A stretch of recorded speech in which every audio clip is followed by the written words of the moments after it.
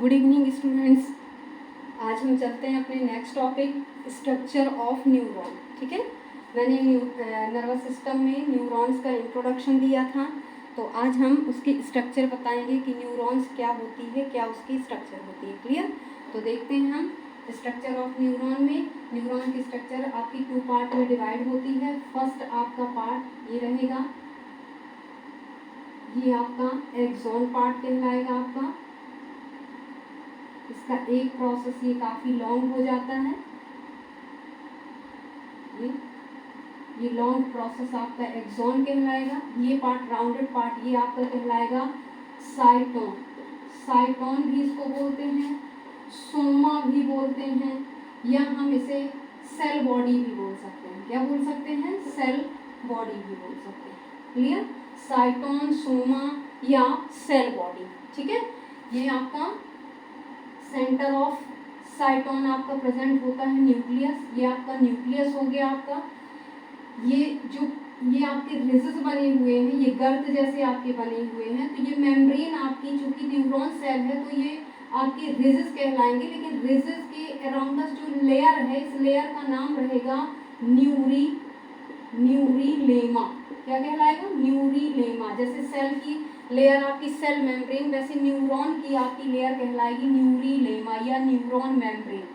फिर inside of neurilemma आपका semi liquid material आपका ये प्रेजेंट रहेगा। इसमें मैनी सेल ऑर्गन, सभी सेल ऑर्गन्स पाए जाते हैं, ओनली एक सेल ऑर्गन्स इसमें एब्सेंट होता है, जिसे हम क्या कहते हैं? सेंट्रियोल। ठीक है, तो इसमें सेंट्रियोल एब्सेंट होता है, बाकी इसमें आपके सभी सेल ऑर्गन्स प्रेजेंट होते हैं। इसमें आपकी rough endoplasmic reticulum Nissl's particle form में आपकी प्रेजेंट होती है। ये आपके होते हैं नीजल्स पार्टिकल, नीजल्स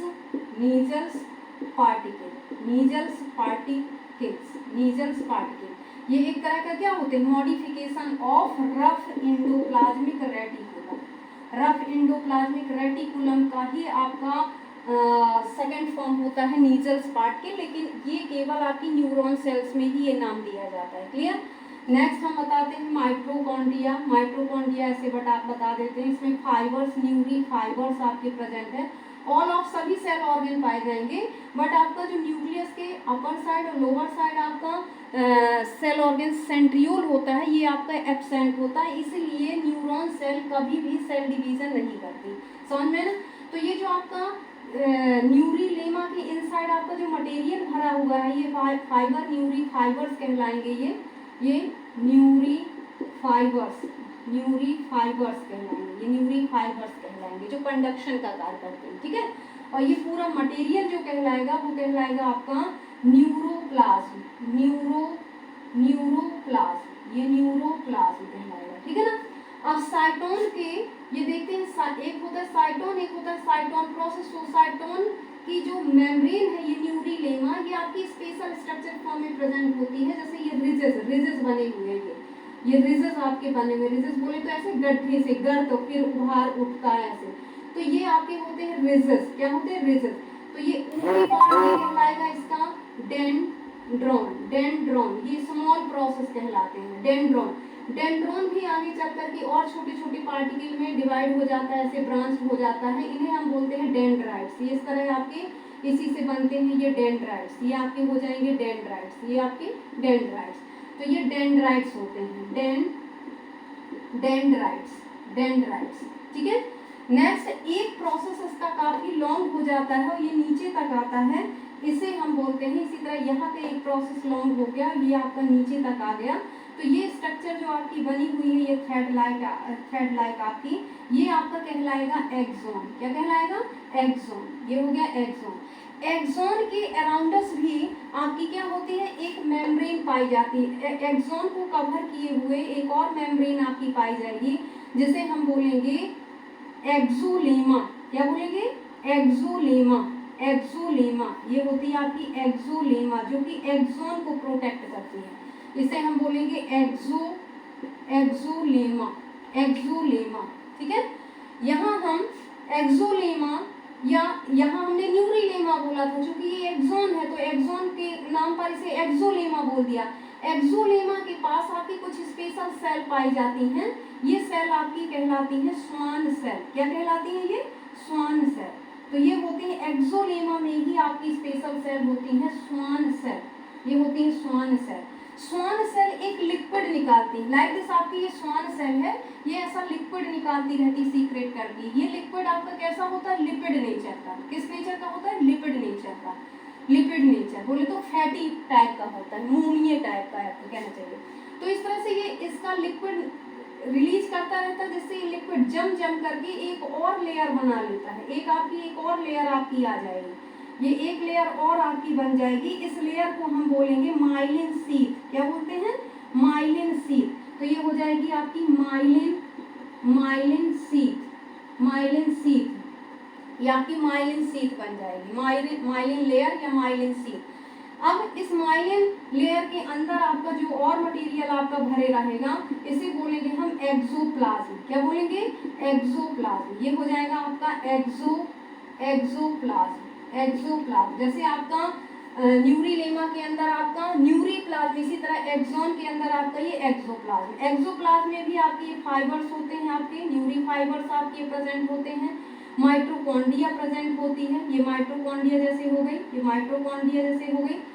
इसमें आपका नीजल्स पार्टिकल नहीं होता, ठीक है। अब आपका देखा है आपने कि कहीं कहीं पर आपका ये माइलिन शीथ नहीं है, आपका एक्सोलेमा नहीं है, तो ये आपका एक्सॉन जो है ये आपका विदाउट प्रोटेक्शन नहीं है यहाँ पर। जैसे ये पार्ट खुला हुआ है, तो यहाँ इसकी प्रोटेक्शन करने के लिए यहाँ पर कुछ नोड लाइक स्ट्रक्चर आपकी दिखाई देती है। ये नोड लाइक स्ट्रक्चर बनती है ताकि एक्सॉन आपका प्रोटेक्ट रहे। इस नोड लाइक स्ट्रक्चर को हम बोलते हैं node of Ranvier. Node of Ranvier, ये नोड ऑफ रेनवियर होते हैं। एक्सॉन का एंडिंग पार्ट नीचे आकर के ऐसे ब्रांच फॉर्म में ये आपका ऐसे ये डिवाइड हो जाता है, इसके ये एंडिंग पार्ट कहलाएंगे। और एंडिंग पार्ट में इसकी जो भी इंफॉर्मेशन होती है वो ऐसे नोड लाइक स्ट्रक्चर में आ जाती है। नोड लाइक स्ट्रक्चर जो होते हैं ये आपके कहलाते हैं टीलोडेंड्रिया, इन्हें हम बोलते हैं टीलोडेंड्रिया। ये होते हैं टीलोडेंड्रिया, या इन्हीं को हम बोलते हैं सिनेप्टिकल कॉम्प्लेक्स। अकॉर्डिंग टू एनसीईआरटी इनका सेकंड नाम है सिनेप्टिकल कॉम्प्लेक्स, ठीक है ना। तो एक्सॉन की जो भी इंफॉर्मेशन होगी वो इंफॉर्मेशन आपकी जैसे आयंस के फॉर्म में इंफॉर्मेशन चलती है, जैसे सोडियम आयंस के फॉर्म में ये सूचना है एक न्यूरॉन की, तो ये आकर के यहाँ आपकी कनेक्टेड हो जाती है।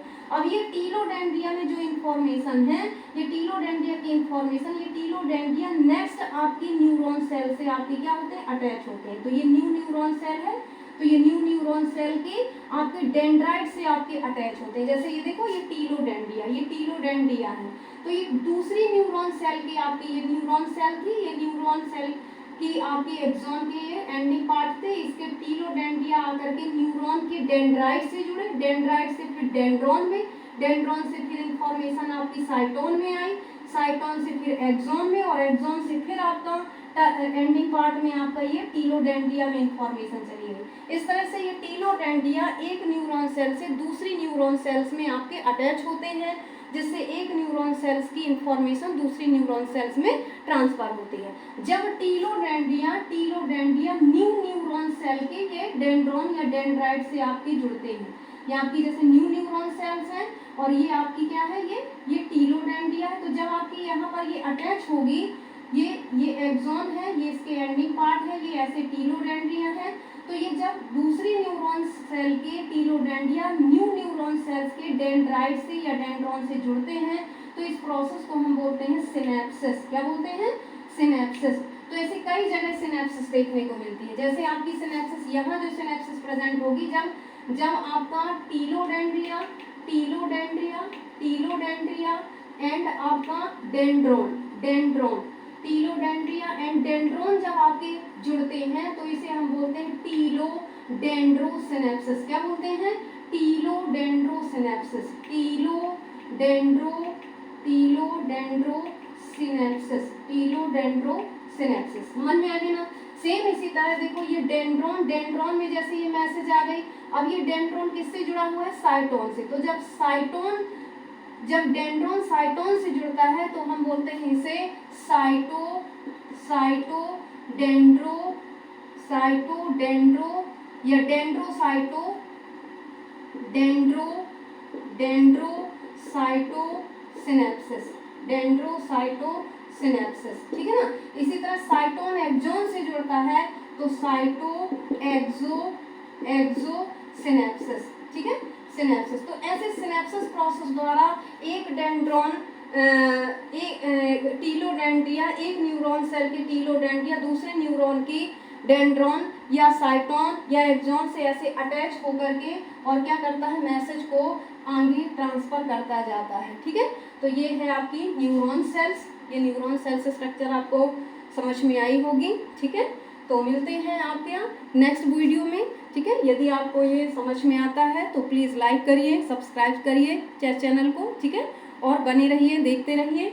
आगे हम इसके आगे का वीडियो लेकर के आते हैं। आगे आपका टाइप ऑफ नर्वस सिस्टम पढ़ाएंगे, उसमें हम ब्रेन स्ट्रक्चर वगैरह देंगे, ठीक है। ओके, तब तक के लिए थैंक यू, बाय बाय।